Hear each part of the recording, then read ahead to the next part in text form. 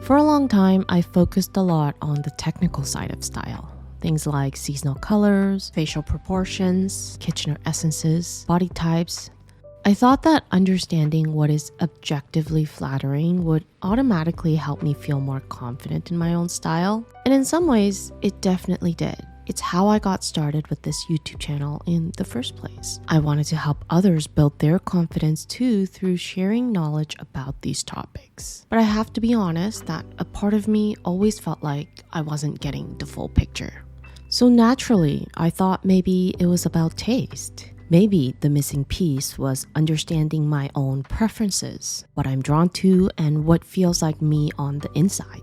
So I spent the time trying to narrow down my personal aesthetic and articulate how to incorporate my preferences and personality into my style. And yet, something still felt off, like I was missing something. My style still felt a little unorganized. Like I have all the ingredients I need, but when I tried to put everything together, something still made me feel like I was missing the mark. After doing some more reflection, I realized that what's missing isn't more knowledge. And it's also not honing my preferences or getting more practice putting outfits together. What I really needed was a way to organize everything in my mind into priorities, into a way that clarifies what matters the most in my style in terms of making me stand out as the best version of myself. So today I want to share with you my thoughts about what stops us from developing a signature style that represents our uniqueness in the most clear and cohesive way. And I'm going to talk about 3 questions to ask ourselves that can help us gain more clarity about our style. I think what a lot of us often get stuck on is focusing too much on what we see as flaws. More often than not, we're trying to answer the question, how can I disguise my insecurities? But what actually matters much more is recognizing what our best features are, because those are the aspects of ourselves that we want to highlight. For some people, it might be certain facial features or the overall energy of their facial impression. You might have really mesmerizing eyes or a very classic look to you that naturally exudes elegance and gracefulness. For others, it could be the shape of their bodies or the way they move their bodies. Some people literally build a whole brand or even trigger certain aesthetic trends based on how their bodies look. It could also be a signature hairstyle that makes you instantly recognizable through decades, or it might be the texture and the natural glow of your skin that just draws immediate attention. Your strength can even be your ability to pull off many different styles flawlessly. Some people just seem like they can wear any colors or silhouettes or items that honestly makes me wonder whether there's even a point to systems like color analysis or body typing. So what I've come to realize over time is that there's so much talk about learning our best colors or best silhouettes. And these topics are easy sells in the style industry because they make us feel like we're learning more about ourselves. They make us feel productive, like we're making progress towards something better. But one topic that's rarely discussed is, what is that one thing about me that instantly makes me stand out? Like I said, for some of us, it's wearing our best colors that'll make us shine. For some, colors hardly seem to matter at all, but it's all about their creativity and taste showcased through the unique combinations of items they wear. Maybe it's the way we instantly recognize some people by the way their body looks, or even the texture and glow of their skin. Whatever it is, what makes someone stand out is different for every individual, and while people might just brush it off as having that je ne sais quoi quality, I think we at least owe it to ourselves to be able to articulate what exactly it is about us that is instantly recognizable. We can then answer the question, how can I use that to create consistency in my style? Once I'm able to prioritize that one aspect, the rest of the knowledge I have about style can then be used to support and highlight that priority. So I want to invite you to ask yourself, what is the one trait that makes you instantly recognizable? What is something that you always get complimented on and that always makes you feel the most confident about?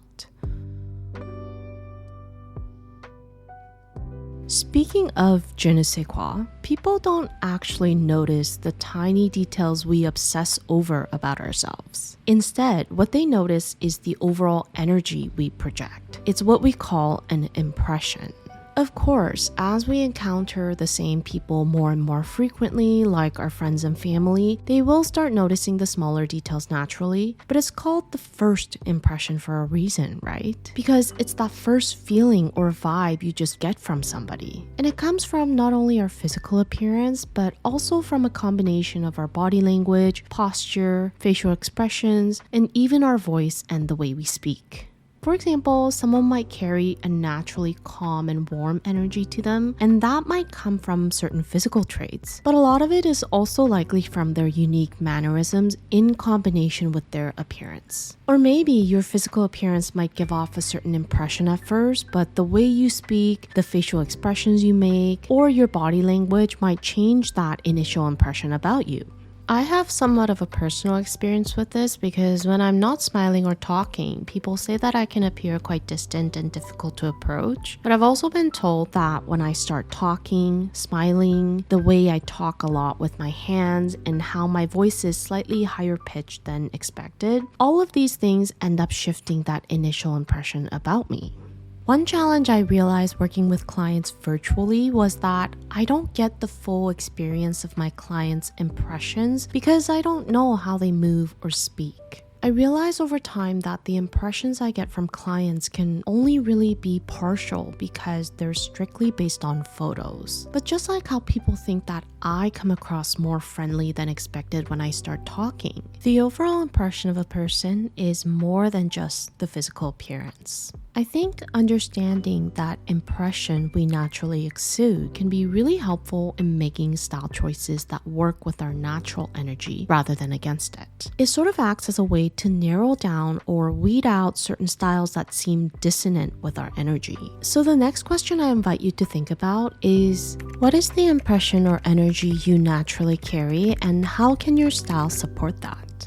And rather than just thinking about appearance, what else can you consider in gaining a better understanding of the overall impression that people first noticed about you?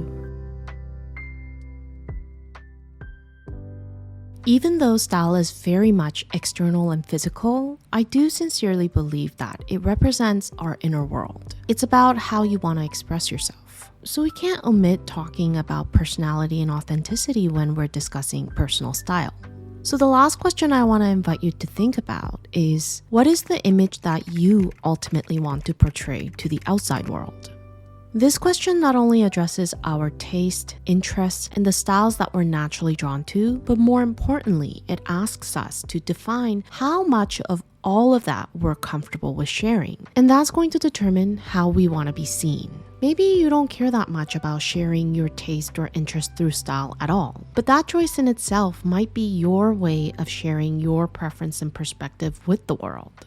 You might also feel that how you naturally come across to others versus what you're drawn to fall on opposite extremes. Maybe other people find your impression and energy to be soft, sweet, and endearing, but what you're interested in style-wise are dark, moody, and edgy. Reflecting on both the external and the internal worlds naturally help us decide whether our style should harmonize with our physical appearance or deliberately offset it. The fun part is that you get to decide which is more important to you, and either choice is completely valid because it's about finding alignment at the end of the day.